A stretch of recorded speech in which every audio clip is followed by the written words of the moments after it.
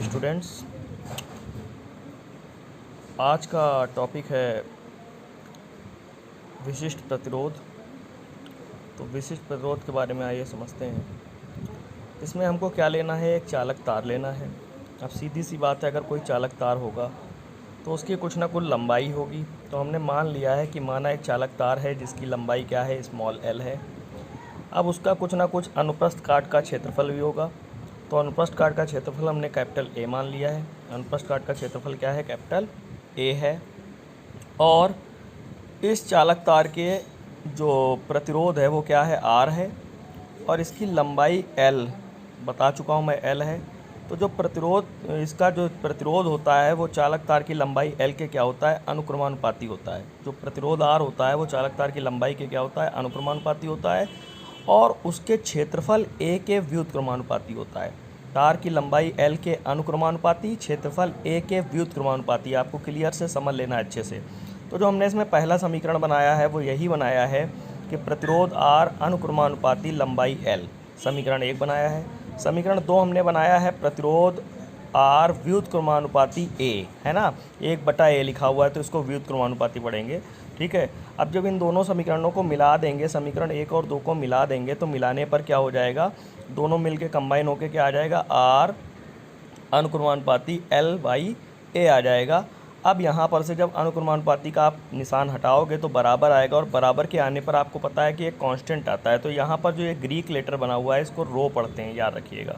ठीक है। तो ये क्या आ गया, रो आ गया। रो जो ये आया है ये क्या है, एक नियतांक है, जिसे हम क्या कहते हैं, चालक का विशिष्ट प्रतिरोध या प्रतिरोधकता कहते हैं। इसी को हम क्या कहते हैं, विशिष्ट प्रतिरोध कहते हैं या प्रतिरोधकता कहते हैं। तो ये विशिष्ट प्रतिरोध जो होता है ये काहे के बराबर होता है, आर A/L के बराबर होता है। अब अगर हम चालक की लंबाई L को 1 सेंटीमीटर मान लें और क्षेत्रफल A को 1 वर्ग सेंटीमीटर मान लें, उसका मात्रक होता है वर्ग सेंटीमीटर। तो समीकरण 3 में जब मान रखेंगे तो A और L का मान 1/1 रखने पर हमारा जो R होगा वो रो के बराबर आएगा। मतलब विशिष्ट प्रतिरोध जो होता है वो चालक के वैध प्रतिरोध के बराबर होता है। बस उस चालक की लंबाई 1 सेंटीमीटर होनी चाहिए और उसका क्षेत्रफल 1 वर्ग सेंटीमीटर होना चाहिए। अब इसका मात्रक क्या हो जाएगा, इसका मात्रक होता है ओम सेंटीमीटर। याद रखिएगा, इसका मात्रक क्या होता है, ओम सेंटीमीटर, और कहीं कहीं ओम मीटर भी होता है। अब आगे चलते हैं, सेल स्थिरांक। तो जैसा कि आप जानते हो सेल में क्या होता है, इलेक्ट्रोड होता है। इलेक्ट्रोड की लंबाई L ले लीजिए और उसका क्षेत्रफल कैपिटल A ले लीजिए।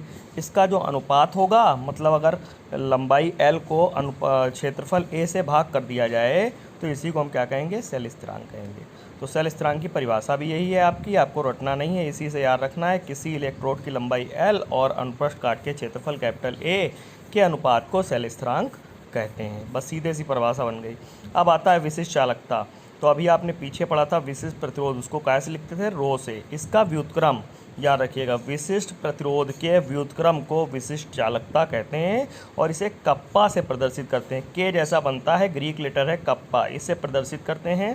तो के कप्पा बराबर 1 विशिष्ट प्रतिरोध। विशिष्ट प्रतिरोध को रो कह दिया हमने। रो का मान क्या होता है, RA/L, हमने वो रख दिया।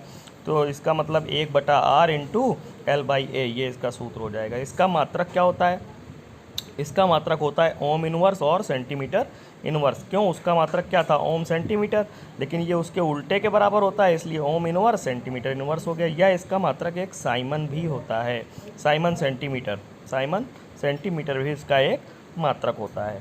ठीक है। तो ये आपको क्लियर हो गया होगा। अब हम बात करते हैं क्या है कि मोलर चालकता की। तो मोलर चालकता क्या है, इसको समझ लेते हैं।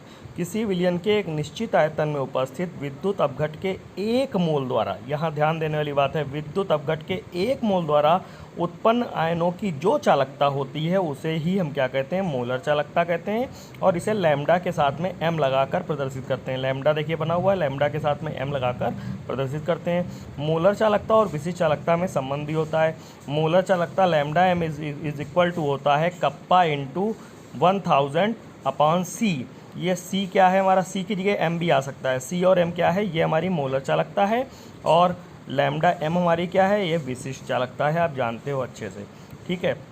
तो ये इसमें क्या होता है, संबंध होता है। अब इसके बाद वही चीज़ यहाँ बताई गई है, C और M विलियन की मोलर चालकता है ना। इसका मात्रक दिया हुआ है साइमन मीटर, है ना, और इन्वर्स भी, है ना, ये चीज़ होती है।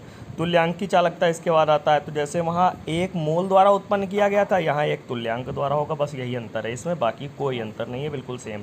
उसको प्रदर्शित लैम्डा एम से करते थे, इसको लैम्डा ई क्यू से प्रदर्शित करेंगे, ठीक है।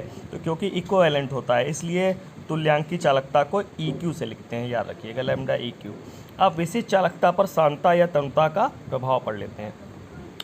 तो विलयन को तनु करने पर विलयन का आयतन बढ़ता है। आपको पता है, अगर विलयन को, किसी भी विलयन को आप तनु करोगे, गाढ़े से पतला करोगे, तो उसका आयतन बढ़ेगा, क्योंकि उसमें आप पानी मिलाओगे ज़्यादा से ज़्यादा, है ना, सॉल्वेंट मिलाओगे, ठीक है। सल्यूट होता है, सॉल्वेंट होता है, सॉल्वेंट मिलाने पर वो पतला होता जाएगा, किंतु उसी अनुपात में आयनों की संख्या नहीं बढ़ती है।